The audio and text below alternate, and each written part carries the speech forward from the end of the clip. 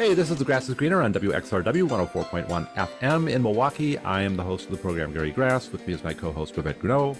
Hi, and today we have with us Scott Greer. He's a political scientist from the University of Michigan, and much of his focus of his research and writing has been on Western Europe and their health system. So welcome, Scott Greer. Delighted to be here. Hey, so we've been seeing crazy news coming out of Europe. We've been seeing, actually, we've talked about Europe a little bit on this program already. I don't know where you want to start on all of this because it seems like such a mess right now. You seem to have this rise of the radical right. You seem to have this sort of seems like a collapse of sovereignty and a collapse of democracy. I don't know. What do you think is the most important thing that we need to be focusing on first? I think you've got three stories, and they all fit together, but they each have kind of a different logic, and a lot of the confusion comes when you kind of blend them. So the first story is, how are Europeans voting? What electoral offerings are popular? What parties are rising and falling? And that's stories like the rise of the populist radical right in France, in Germany, in the European Parliament elections. The second story is who actually runs the countries, which most directly is a story that gives us, for example, the question of who is running France, or what are the implications for a bunch of different countries of having a rising populist radical right political force. And then the third story is kind of the geopolitical one, which is the extent to which the European Union is, how shall we put it politely, attempting to collectively figure out what kind of a geopolitical actor it is. So one of them is a story about elections, about how people vote and who they can get to vote for. One of them is a story about, in the aftermath of elections, who actually runs countries. And the third is, what are the external forces that are shaping what countries think are their options? And I think that the third one sounds like it's leading into this kind of sovereignty issue where the suggestion is that their geopolitical role may just be a very subservient one, so that, from the ground up, you may have people that vote for one thing. And then that's the first question. And the second question is, well, once they voted for that one thing, maybe that doesn't relate completely to actually who's running the country, which is like the sort of the second tier. Yeah. And then the third tier is sort of, well, even whoever is deciding to run the country, they may decide to just hitch their wagon behind Uncle Sam and just be towed along, and maybe try to pretend to be a little more independent and sovereign. I think that's one of the things you've seen, over the last couple of years is, for example, Macron running around and trying to pretend to have some sort of independent French policy and talking to Russia and talking to China, and then at the end of the day, having him like sort of not follow through and just says, well, we're just going to do whatever the U.S. says. But I wanted to like really make it clear that France had an independent policy. Yeah. Even if I can't tell you what it is because I haven't asked the U.S. what it is yet. Yeah, I think that, okay, I'm going to try and defend the French a little bit, which is partly, this is totally consistent. This has been the nature of French foreign policy practically since World War II, is combining an appreciation of power politics, shall we say, with an effort to carve out at least more autonomy within an existing set of global power relations. And where Europe plays into this is the French are not stupid in their foreign policy thinking. They don't think that France can single-handedly wrangle a bunch of other countries in any direction. And so they'd like to have Europe be a single geopolitical power that can speak with a lot of voice. And that's been a really... It looked like it was going that way for a while. They would say it's going more towards that direction in the last couple of years than anything. And it's because of three factors: China, Putin, and Trump. So Putin obviously looks like a mortal threat to your average European government, and is also, don't underestimate the role of consensus among European governments. When they have a consensus, they hesitate to break it. And the effect of the invasion of Ukraine has been, as you might have noticed, rearmament. Right. Now, if you're thinking about this from a traditional French point of view, European collective rearmament and a European arms industry are a great idea because they give you more autonomy and clout in the world scene. The second factor is, of course, China, where they don't perceive it in the American sense as much that it's going to be an imminent war, but they do perceive it as China has suddenly come on as a really, really serious threat. It was one thing from the point of view of Paris and Berlin and Brussels when it meant that the Chinese footwear industry was destroying the Italian footwear industry. It's another thing when the Chinese are moving into the kinds of sectors where they're competing directly with key German export sectors. So And it's an furthermore, they can economic read the threat. news as well as anybody else. Sorry? So it's an economic threat.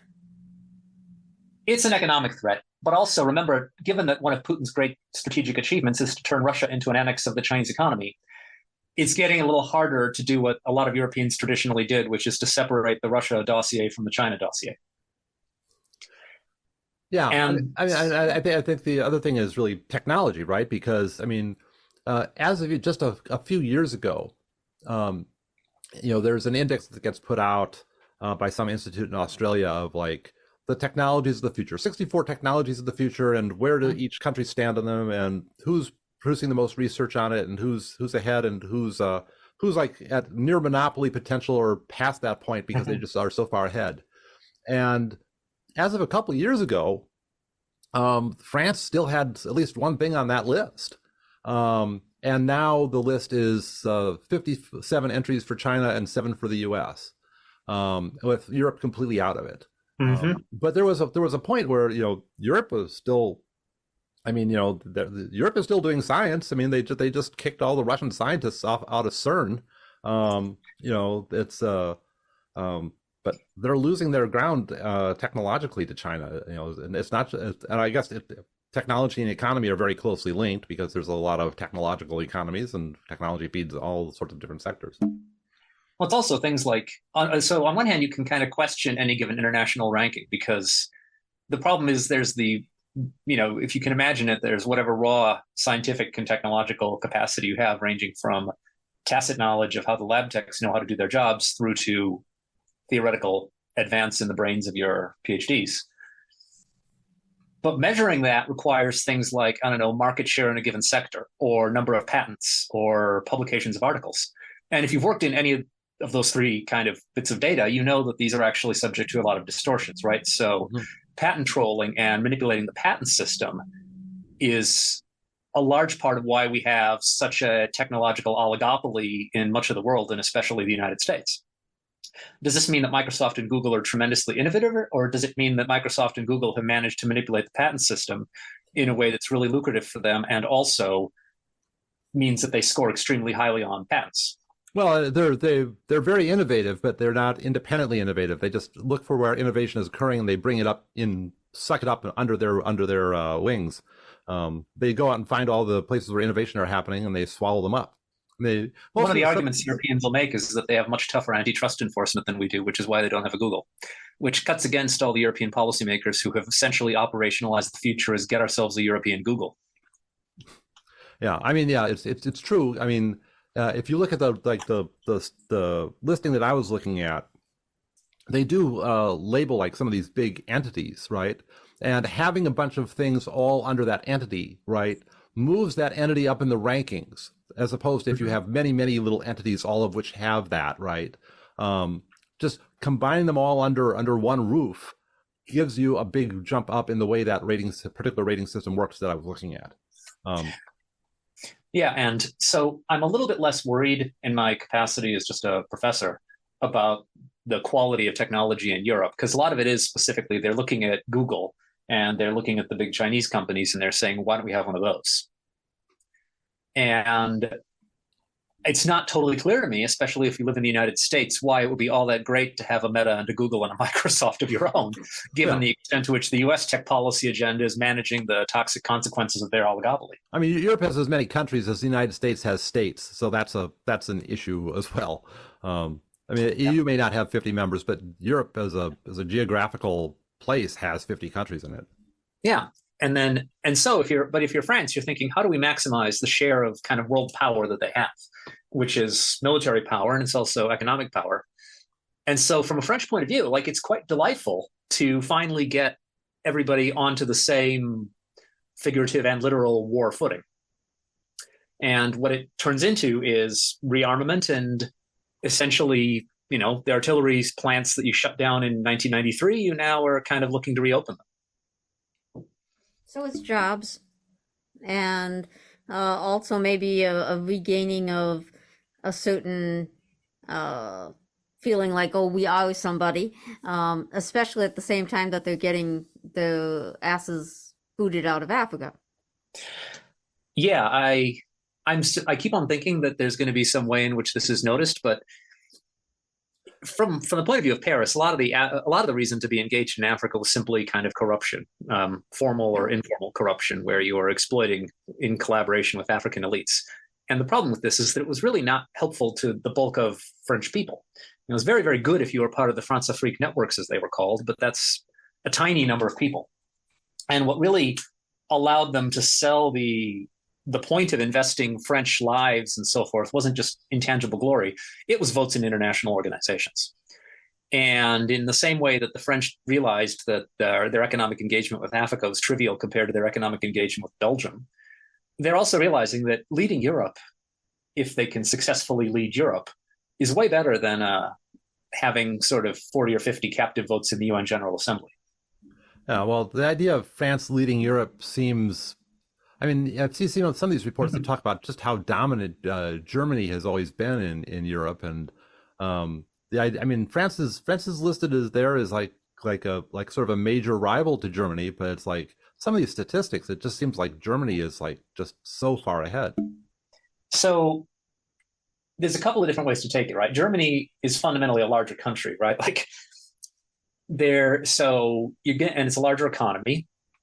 Now, the demographics of this aren't that clear because the French birth rate has fallen less quickly than the German birth rate. So the differential size of population is going to change. I think a lot of it is the extent to which Germany has multiple German governments of different colors over decades, has very successfully built a Europe, which I think unintentionally strangles France. And the French governments over and over again are in this very awkward position in which on one hand, they reap a lot of benefits from being built into this very, very kind of hard-edged liberal fiscal and monetary policy system. But on the other hand, the economic history of France is really clear. France jumps ahead when the state invests. State-led investment is pretty much the thing that moves France or a couple of other European economies, Italy. Well, since the arrival of the euro, state-led investment has been essentially illegal. And in Germany, this means that the Germans have sort of hoisted themselves by their own petard. And half the trains in Germany didn't arrive at their destination on time last year, which is not how most people. Shocking for them. I have got to the point where when I'm traveling in Europe, I kind of go on. I'll add 3 hours to avoid taking a train through Germany because I don't trust the German trains to arrive and make their connections. And this is because the Germans forced themselves, as well as everybody else, to radically underinvest in public infrastructure. So the Germans create a bigger and bigger drag on their economy from the infrastructure falling apart, and their broadband is terrible, and their trains are bad, and their bridges are crumbling. In France, relative to Europe. Sorry? Relative to Europe. I don't know. What good is a high-speed train if it doesn't arrive? Yeah, I mean, if it's arriving late, it's maybe still gets there faster than a Greyhound bus in the U.S. That is true, but equally, if you've built an economy on the assumption that people could easily travel without cars between cities, and then you remove that assumption, it's a bit like how would New York look if you shut down the subway, or if half the subway didn't run unpredictably? You've built the economy on one assumption, and now you have a different one. And with France, you don't just get the problems of the trains aren't as good, which is a problem. You also get the fact that by and large, we haven't got any viable over several centuries model for French economic growth that doesn't involve state-driven investment. And when they do that, it often works very well.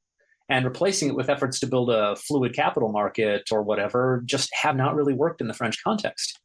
So the French, along with a number of other European countries, are sort of trapped in this model in which the Germans got everything they wanted. The result seems to be pretty bad for Germany, and it's really bad for a number of other Eurozone partners, which is why I'm long-term very worried about the entire Eurozone framework and its viability.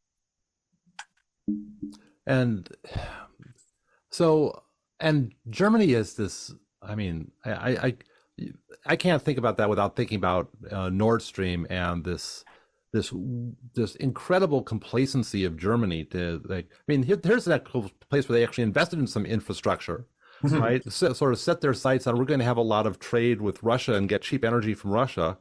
And then, it all gets blown up. I mean, you've had such a harsh impact on Europe from all of the sanctions that were supposedly aiming at Russia, that Russia has largely circumvented in one way or another, whether it's routing trade through Kazakhstan and Uzbekistan, or shifting their attentions to China, or whether it's like, okay, fine, you're going to pull out all the U.S. and European people that are have these operations. We'll just replace them with Russians. It'll be good for our economic growth. We'll have Russians do all those jobs. It's like, okay. I mean, Russia seems to have adapted very, very well, but you have these huge imports of liquefied natural gas having to come in from the U.S. to keep Europe warm. You have all of these all this just sheer economic loss from all this trade and loss of cheap energy.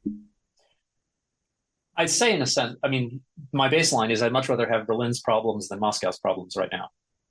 Because I think what you see, and Russia's a bit outside my area of expertise, is they have moved to a full war economy. And they've done it very competently.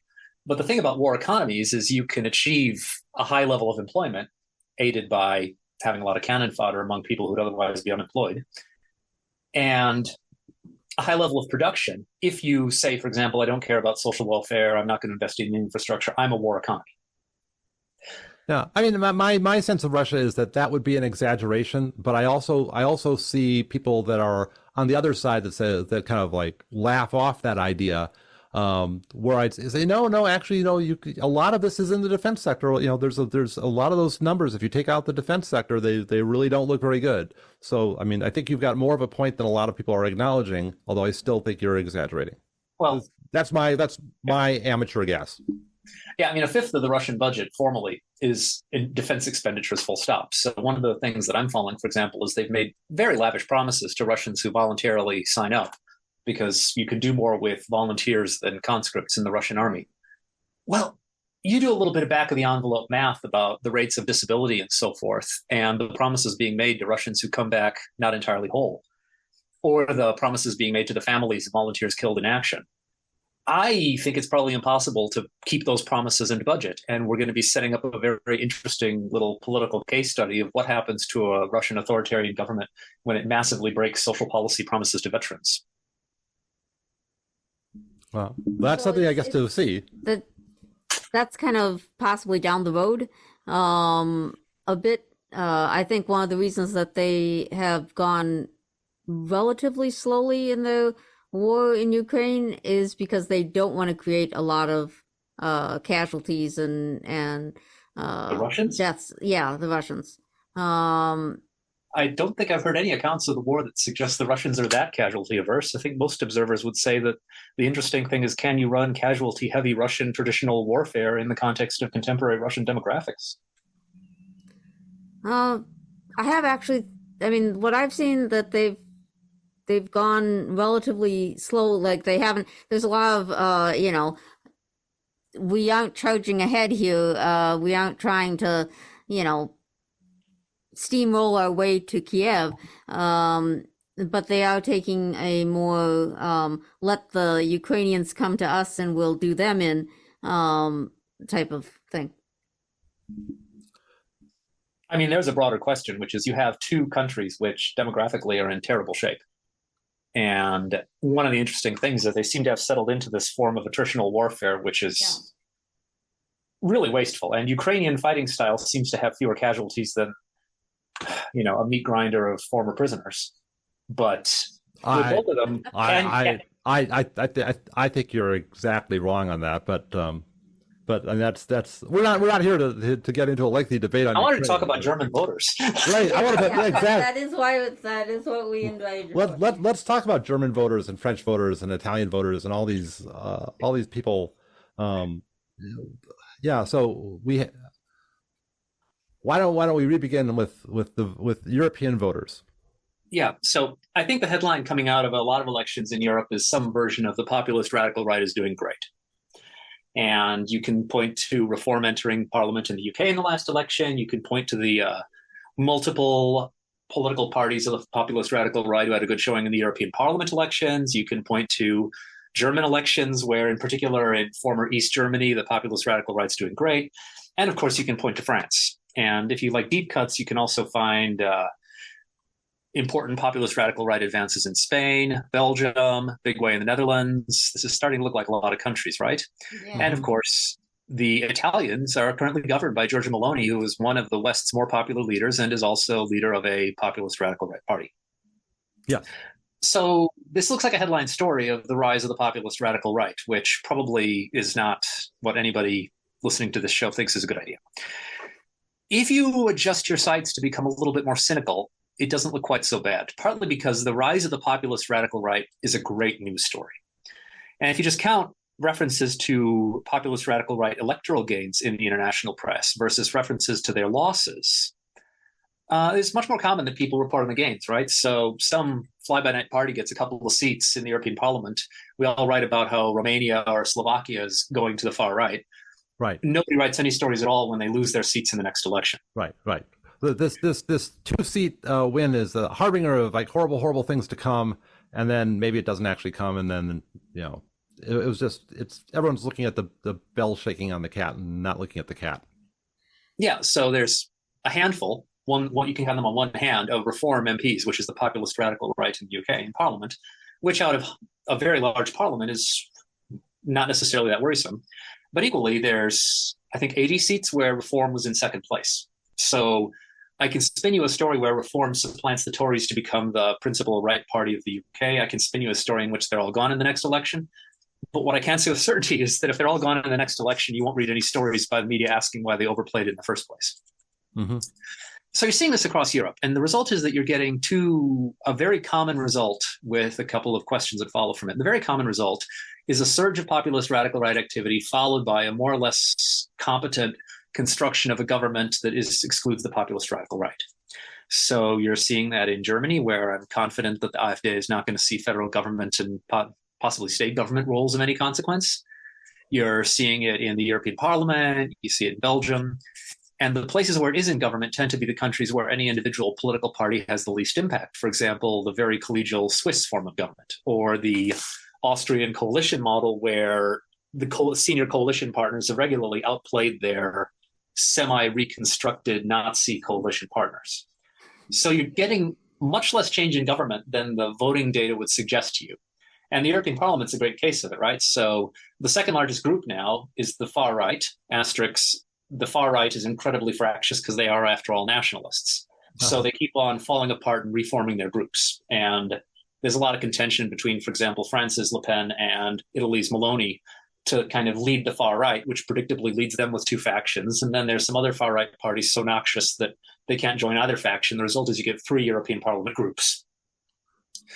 But you add them all up, it's like that's a lot of European Parliament right-wing members. And who's running the European Parliament explicitly and in a coalition? The Greens, the Liberals, the Christian Democrats, that's the center right, and the Social Democrats. Usually with an assist from the fairly small far left.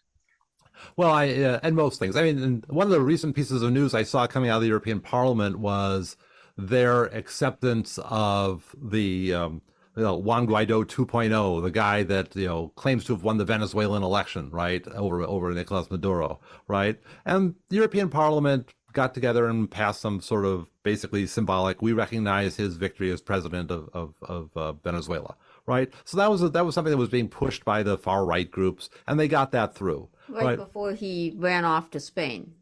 Right before or after he ran off to Spain, and but they didn't get. That isn't translating into recognition by individual European countries, which is what they really want, because well, who cares what the European Union has to say on like they don't have a lot of bilateral interaction with Venezuela anyway.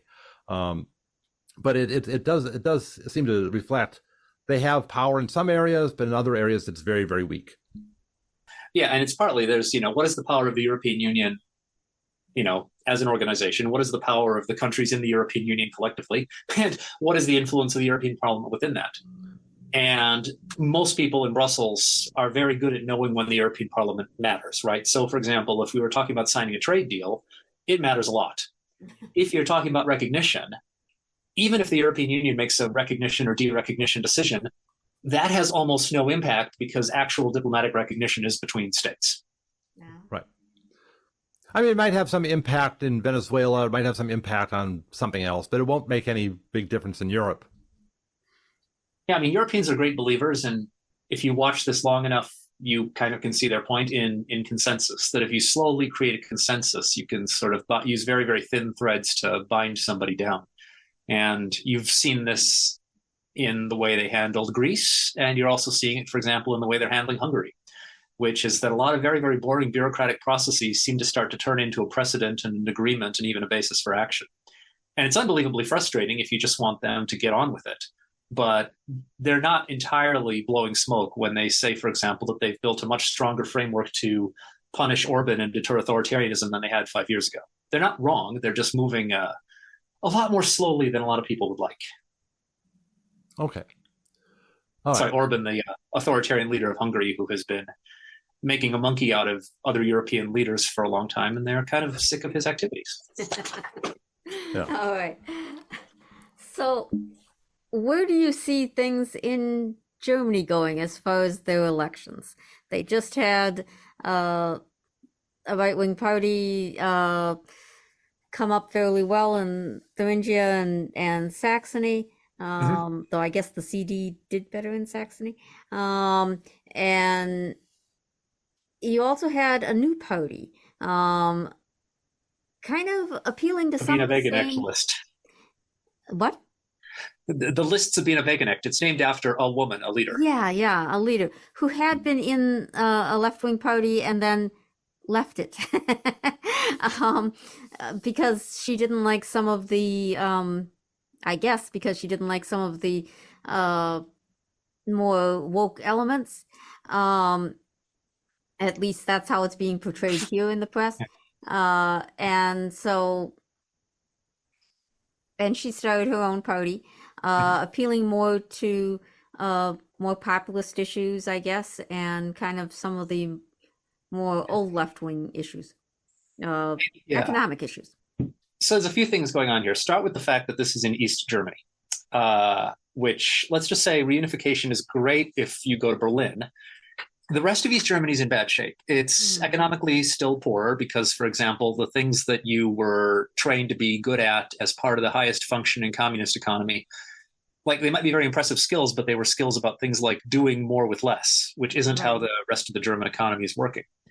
And secondly, the way they did unification, for example, blasted civil society to smithereens. It didn't build on existing East German civil society. And it turns out that importing a bunch of Westerners to lead statewide organizations didn't mobilize people at kind of the village level. So East Germany has this distinctive politics outside Berlin of really, really disarticulated, unhappy people. It's got the rural area and declining industrial town thing you see everywhere, where a lot of kids who have get up and go. And because you don't have the strong civil society, you have weak unions because, of course, the West Germans didn't go out of their way to create strong unions. You have even weak religious organizations. It's the most secular place on earth by a lot of indicators. And so you get this very atomized street politics of maximalism. And politics in East Germany is fundamentally not from the ground up. Politics from East Germany is a lot closer to the kind of social media nightmare we're seeing a bit of everywhere, in which sort of, press like and retweet. So that's the context in which you can have a figure like Wagenknecht, who started out in a very well-theorized left-wing party that united basically former communists with the West German left, and is instead tapping something that is actually the same pool of voters as the AfD, which is the classic far-right party that's doing so well, which is simply welfare chauvinism. It's essentially the argument that we should have a really good protective welfare state for native-born Germans, and this rhetoric gets racist in essentially no time. And we should be super exclusionary with regard to everybody else. And this is a kind of politics you see in all sorts of places. So against the immigrants. And wildly anti-immigrant and wildly pro-welfare state and protection. So, the American but equivalent. Only for some. Yeah, for some version of native-born Germans. And the thing about these parties is that they're really good protest vehicles because you can see exactly who they're going to appeal to, right? They're going to appeal to older people in a state of economic insecurity and frustration. The core of the populist radical right vote everywhere, which is essentially people of below average education and above average income. and the people who are relatively wealthy and living in declining areas. And I gave you a formula that explains Bolsonaro voters as well as East German voters as well as Trump voters. The thing about these parties is they're fantastic protest vehicles, but you're still managing the fact that we don't have a Western economy that in anything like its current form can implement what they want. So when they get into office, what they tend to do is dump the welfare state and give you, in a sense, what they always are. They rip the mask off, and they're basically petty bourgeois, small business-focused parties that will, whenever they can, distract attention towards crime, heavy-handed policing, and anti-immigrant policies. And in Europe, there's a special extra sauce of anti-Muslim policies. Mm-hmm. So in terms of impact on German government, first of all, the other parties aren't going to let them govern anything meaningful. And secondly, when they are in government, that's one of the quickest routes for them to end up not being in government, because it doesn't work really all that well to always distract your attention onto immigrants and putative criminals and so forth. They promise a chicken in every pot, and then when they get in, they say, "Oh, look, that guy's eating your cat." Yeah, it's basically that, right? Sort of, Donald Trump ran in 2016 saying, "I'm the only Republican candidate who's promised not to cut Medicare." And he was right on that stage.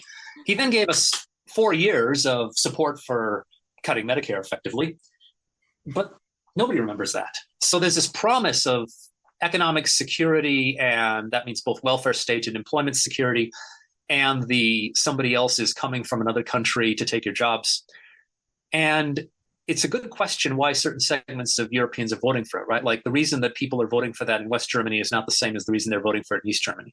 But I would point out that in Germany, this is very localized to the places that had essentially the most unfortunate political sociology after communism, right? The places where the good jobs did leave, where it felt colonized by Western Germans who were sent in to start up branches of political parties, who never really managed to get, for example, a strong trades union system, and who deservedly don't feel that well integrated into German society.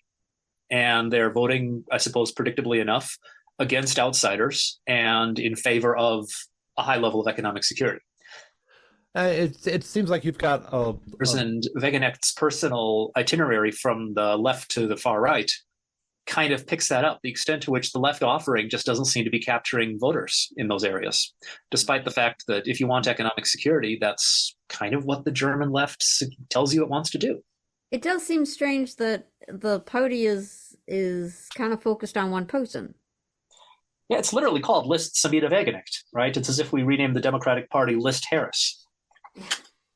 But you do see this a lot. They're highly personalized parties, right? There's a number of political parties that are literally owned by the founder, right? Reform in the UK and the Dutch Principal Far-Right Party and the Five Star Movement in Italy are all like literally the property of the founder. It's a company with shares, and he owns the shares. Yeah, I mean, it seems like there's a lot of little individual variation, but the pool of discontent that they're all drawing on is sort of a common pool that just as things get worse and it just sort of rises, all these parties have more of a opportunity and a ground to work in. Yeah, there's because we're talking about multi-party systems, right? It's not the United States where the electoral rules force you to choose between two parties effectively. So if I'm voting in Germany, I can say, let's say I'm drifting toward the left, I can vote for the Green left, I can vote for the far left, I can vote for the Sabina Wegenecht left, I can vote for the Social Democratic left.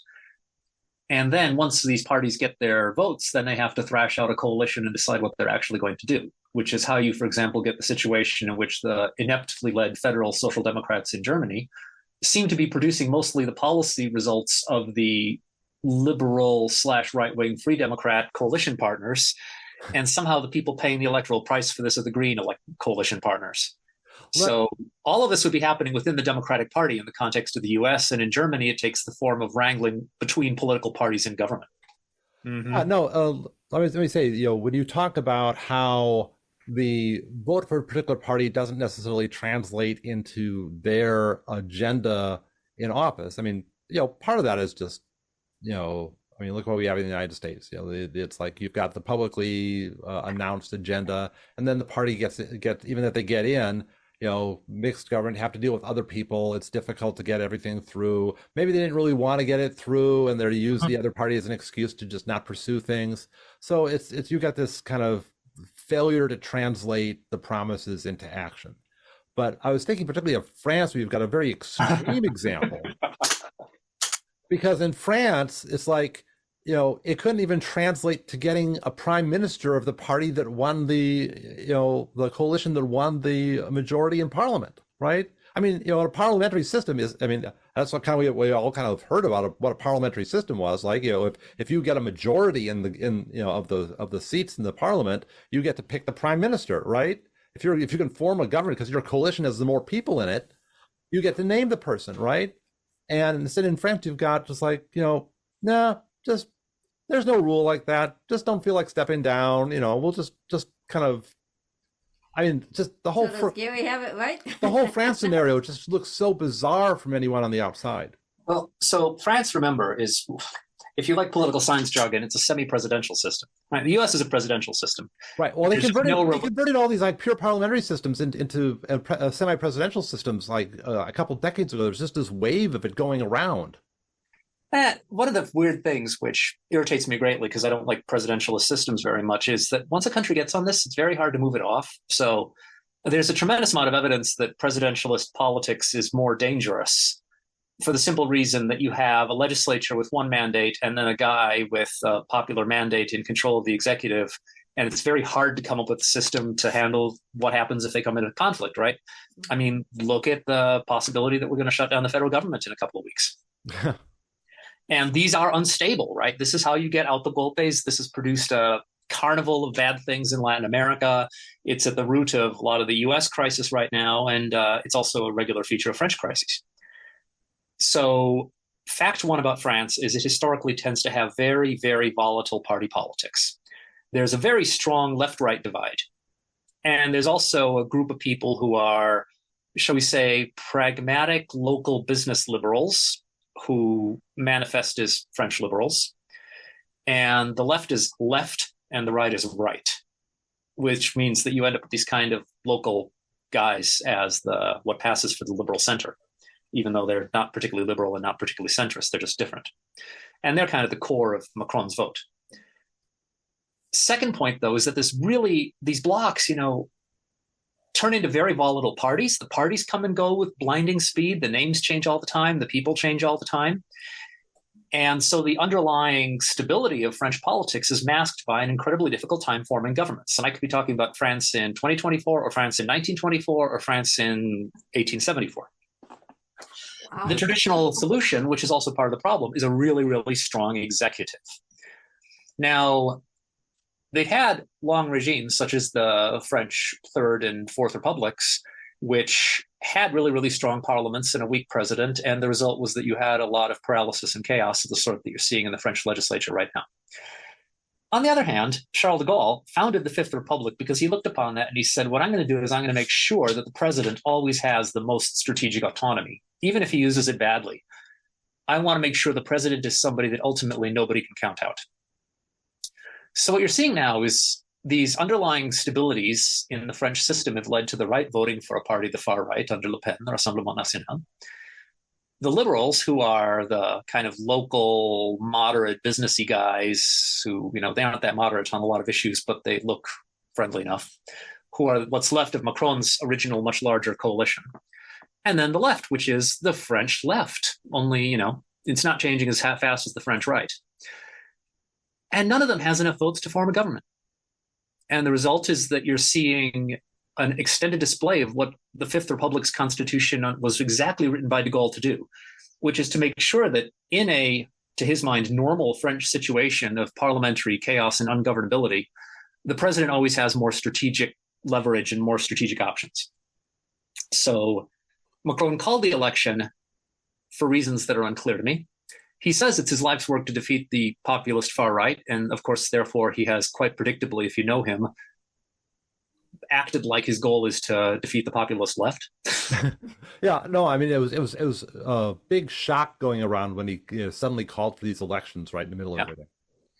Yeah, well, I think he wanted to, I think he had a decent reading of the French Constitution, which is that he could make all the parliamentary parties look bad, except he can't run for re-election. I don't know who's supposed to come in and clean up the whole thing after him, given that he seems to be a guy who thought he was going to clean the whole thing up.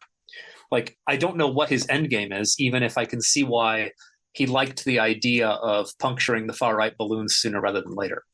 What he thought, however, I think, is that his very broad but fundamentally liberal in the European sense kind of business, pension reforming, that's pension cutting in English, coalition would win. And he didn't expect the left to come roaring back, even on the level of things like the French socialists, who everyone had given up for dead. And suddenly they're done really well. The problem for the left in France is Jean-Louis Mélenchon. It's a hard one to pronounce for English speakers. And his party, La France Insoumise. Here's the problem. Mélenchon is another highly personalistic leader like Macron or Sabine Wegenecht in Germany. Love him or hate him. And let's just say on any indicator, many more people hate him. Okay. He has a very, very strong far-left party of the kind that everybody has known about in France and been familiar with for 150 years. That's not the weird thing. The weird thing is that he also has, in the unbelievably toxic French discourse about race and ethnicity and religion, he's the only party that is still actually out there making a really strong case for a multiracial democracy. And that's really important in the context of a country that is going to be multiracial, democracy or no, right? France is not at a point where you can close the door and have a white country anymore.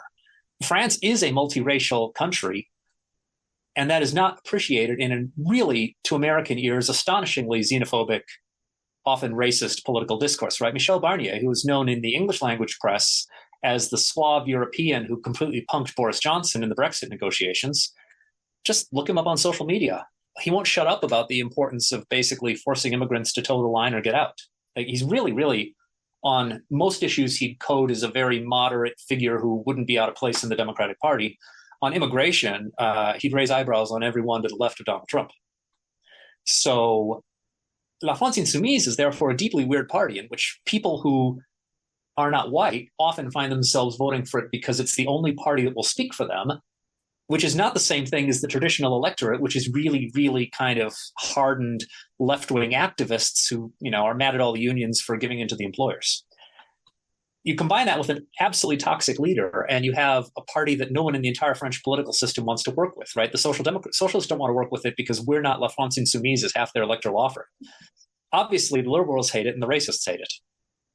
And it is also the top scoring left party.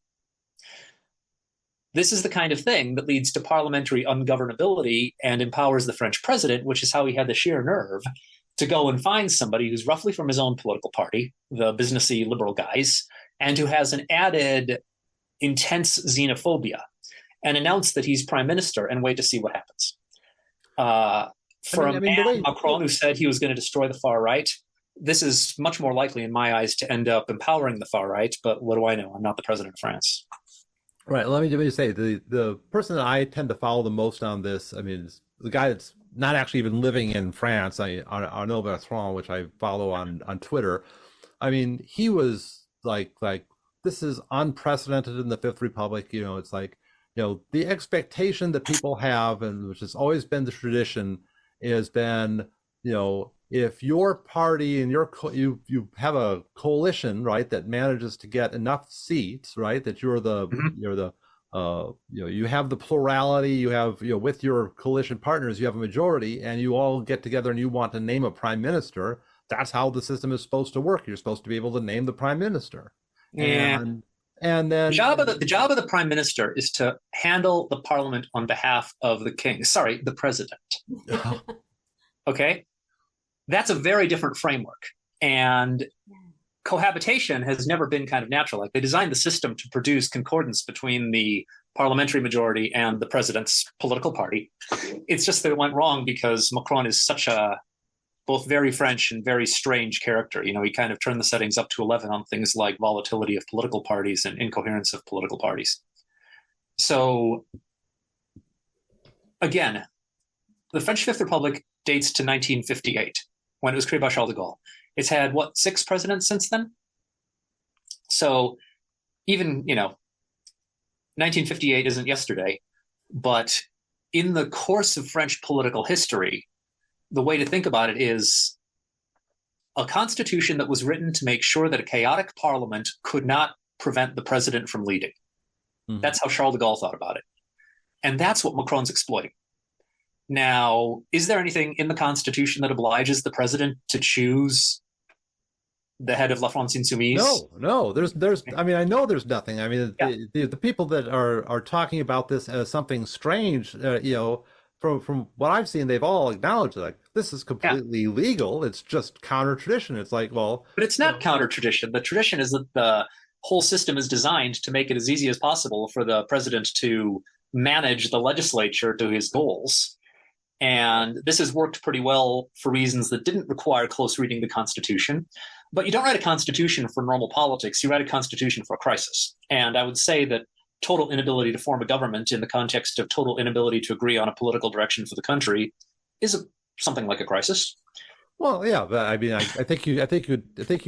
could say, when it comes to like figuring out what's traditional and what's not, Yeah. the fact that there is a crisis kind of throws into question how you're going to interpret that tradition. That's why you have to look at the Constitution in the end. Yeah, and that's why I would say reading the Constitution as a royalist document saves you a lot of time.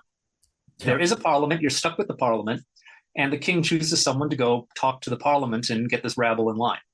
And if you think of it that way, which is quite alien to the American understanding of like what is a parliament or what is a legislature, it makes a lot more sense. And suddenly Macron makes a lot more sense, which is that he thinks Michel Barnier either can wrangle the parliament or will tire out the parliament in such a way that is ultimately beneficial to Macron. Can the left stick together enough to try to fight him on it? Well, Try to fight on, I don't know whether it's on this or whether it be, okay, we accept this fellow, but, you have to give us these issues. Can they do something? I mean, they won the election, right? yeah, and remember it's a coalition, right? So, Yeah. for example, the French socialists were just delighted to be anywhere near power outside of Paris, right? They got the mayor of Paris, but otherwise they're essentially gone as a political party. In most of France, voting for them is about as useful as be voting for a Whig in the United States right now. They're delighted to be back. And of course, what their pitch is going to be is that they can lead a left-leaning coalition that pretends to have had a majority, made up of a bunch of the more reasonable liberals and all of the left minus Mélenchon. And Mélenchon goes back to his happy space of advocating anti-racism and workerism. They do what they like to do, which is make vaguely reddish, pinkish compromises with liberals. And then come the next election, they all say you have to vote for us in order to avoid getting the far right. Like that, for example, within the coalition is what the socialists would like to do. Macron, I think, wouldn't particularly mind seeing that result. And if Michel Barnier empowers the liberals, defangs Le Pen, and exhausts everybody for a year, then I think he'd book that as a victory, even if Michel Barnier probably would rather be prime minister. I mean, I think one of the themes of all of this is that there's a lot more sort of ultimate continuity and kind of more centrist results than would be expected probably by most kind of American outside observers that don't look at Europe too much and like kind of see these things and just they see some far right party or they have the same response that some liberals have when they see Trump, like this is the end of everything, right? And the right points to the left and says this is the end of everything. And it seems like in the end what we're talking about is important, but it's way overblown a lot of the times in the way it gets accounted for. Yeah, and I don't want to understate how bad this is, right? Like take France. It is not great that the largest single political party in several elections has been of the populist far right. It is not great that the left is fractured in ways that make the successful coalition very surprising, but mean nobody thinks it's capable of governing. It's not great that nobody seems to have a plan for what happens in the next presidential election, except for Le Pen, who plans to win. It's not great that French voters are this alienated and feeling this way, and it's not great that the background is a France that can't grow because it's been locked into a European fiscal policy framework that fundamentally prevents France growing. I'm not endorsing this, but It is not the tidal wave. The tidal wave would be, right, if you enjoyed 2016, if you enjoyed Brexit, if you enjoyed the election of Trump, Marine Le Pen as French president would be an unbelievable change in French politics, and it would have ripples across the entire world in a way that previous far-right victories anywhere in Western Europe haven't. Because either it's been, okay, 1 out of 16 Swiss ministers is now far-right, who cares? Mm-hmm. Or it's been, yay, surge of votes for the far right in Spain, but the prime minister ignores them and carries on, and eventually they go away. Marine Le Pen in the Elysee, in the French presidential palace, would be something that the whole world would have to reckon with, because it would ramify through the European Union, through NATO, through the United Nations. It would be probably almost completely negative thing for the world. Yeah, that makes sense. I mean, particularly with what you've said, setting this up as how presidentially top-heavy the French system really is in terms of power. Yeah, it's like Macron might not have good cards to play at the moment, but Macron can play tons of cards, and everyone else is kind of stuck. Like, he's in charge of the game. And even if he screws up, or even if there's no good outcome, it's still his game. And you don't want Le Pen to be the person in that position with all the cards. Precisely. Which goes a lot to do with explaining why everyone was bending over backwards to prevent the far right from having a victory here, right? It's like, we will sacrifice this in order to make sure that the far right cannot succeed here. There's also an element of team sports, which I think should be quite familiar to Americans, right? Which is that no matter what your attitude is about who should have been the Democratic nominee, et cetera, right? Ultimately, your average Bernie Sanders voter agreed with your average Biden voter that Trump was worse. And anywhere on the broad and fragmented French left, the idea of letting the country go to Le Pen was just anathema. Mm-hmm.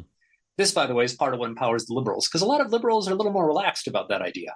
Whereas on the left, it's both a kind of interest-based calculation that she's going to leave you no room, possibly literally, but it's also a team sport. And in the same way, the Rassemblement National, being the largest political party, feels great. And making sure that the left can't govern the country feels great. So these very big, deep political identities masked by all this partisan turbulence and weird individual parties rising and falling. And that's what structures a lot of it, is that France is just barely a right-wing country. But because the right-wingers are divided between the far right and what we'll call the liberals, the left will often end up with the largest share of votes. And we've seen that again. All right, so we had a lot to start out with, and I think we've got, I have lost track of the time, maybe 10 minutes left. What have we overlooked here today that was really important that we were going to get to that we've managed to completely ignore? Don't overlearn from Hungary, okay? Don't overlearn from Hungary, okay? It's wildly funny that Donald Trump, when asked for a character reference that he's not a dictator, chose a dictator, called him a strongman, and explained why his fellow dictator thinks he's great. That's very amusing. What happened in Hungary was an economic crisis in a place with poorly entrenched parties and civil societies, post-communist, that matters, that gave a two-thirds majority to a party run by very clever lawyers, which had one goal, which was to create a superficially democratic constitution in which they would win every election. In terms of the art and craft of creating a fake democracy that's really a thoroughbred authoritarian, Fidesz, the political party, and its leader, Viktor Orban in Hungary, have done a great job. And that's why you have absolutely bizarre things happening with the whole global right, from the Kremlin to CPAC, celebrating what's going on in Budapest. Here's the problem. It does, for example, teach you a lot about the ways in which clever lawyers with a reasonable electoral majority can slowly rewrite things like public appointments until they can't be removed from power. That's instructive in terms of looking at, for example, what it takes to democratize states in the United States, right? Wisconsin would be a great example of this, although they don't seem to be as smart or as thorough as Orban and Fidesz. But equally, Hungary is a small country. Hungary is a post-communist country with weak civil society, and the core elements of its economy are primarily run from Germany. And they don't really care about local politics as long as the unions aren't too strong. Hungary is a country with a very kind of weirdly supermajoritarian constitution, in which you get two-thirds and you can do what you like with the place. These are all reasons that you don't want to overstate the lessons from Hungary. I think the right might be overstating the lessons, but the lessons they're drawing is that you're going to win millions of votes by being mean to gender studies departments, when the lesson they should be drawing is about how to entrench yourself in power while holding regular elections. And on the left, it's a bit of a distraction, because whatever's going to happen in the United States or Britain or France, it's not going to be what Orban did, because what Orban did, he did in the context of a very fragmented, centralized, small, post-communist society where the economic levers of power are outside its borders, and where the voters want to maintain their welfare state but don't have super high expectations for jobs or growth, and where it's extremely easy to leave if you have any gumption and get a better job somewhere in Western Europe. That's not a set of circumstances that applies to the US, right? It's just barely enough to sort of see the echoes in what happens in any one American state. But when you see Rod Dreher moving to Budapest or Viktor Orban being celebrated by the right, a lot of people are overlearning from Hungary. I don't particularly care if the right overlearns from Hungary, because what it turns into is not very effective identity politics. But you don't want to model resistance to authoritarianism by scrutinizing the last 20 years of Hungarian politics. You want to do it by scrutinizing your own local examples of authoritarian politics and how they operate and can be defeated. Well, I think that's always good advice. It's been very good talking with you. First of all, it's just been a long time since we talked. That's been very good. It's also, I think, been instructive because far too much of the stuff that I see on Europe is very, very reactive to whatever just happened. Or, I mean, some of the people that I follow on Europe, they're very, very obsessed with what does this mean for the Ukraine war, or what does this mean for my particular thing, as opposed to having this sort of general overview and having these kind of like much deeper insights in terms of how things overall work in Europe. Yeah, and I think one way to put it is that your average European political system was pretty intentionally built after World War II. Okay, your average Western European political system was pretty much built after World War II, or after democratization in the case of, say, Greece or Iberia, with the explicit goal of let's not do that again. Right? The Spanish Constitution, job one is no more Franco. The German Constitution's job is no more Hitler. And it works by essentially burying everybody in endless negotiations. And that's the European Union as an organization, and that's also the politics of your average European country. And it's incredibly frustrating if you're La France Insoumise. Sorry? It doesn't sound like you could get much done that way, though. Which is great when you're worried about the far right getting things done. Sure. And it's less cool when you're the left and you're saying, wait a minute, I'm the most popular politician in the country. Why can't I even get a good job? Right. I mean, or, if you're competing with other countries that seem to be much more nimble and flexible and able to get their policies accomplished in a shorter period of time, and you're sitting and struggling trying to get through your parliament for 6 years. Right. And, like, in a sense, France is going to default to what presidential countries default to, which is the president does what he wants and the legislature can, go pound sand. Whereas Germany was designed precisely to avoid an overpowerful executive, because that didn't work out so well in Weimar, let alone Nazi Germany. And the result is that you're just not going to have a German government unless it's an issue of enormous national consensus. It's just astonishing. Olaf Scholz could be there for years, but everyone's talking about him like he's history. Well, yeah, lame duck. Yeah. It's no one's going to like him. He's not going to be able to do anything, but he'll still hang around. Well, he's slowly strangling his political party. So at some point, you can expect that either his coalition partners or his own party will dump him on the grounds that he's not doing them enough good. All right. Well, I think that's your cheerful ending. Great. We are out of time. Thank you very much for being on the program, Professor Scott L. Greer, University of Michigan. All right. It's been a pleasure. All right. Thanks a lot. Thank you. Thanks. Bye-bye. Bye.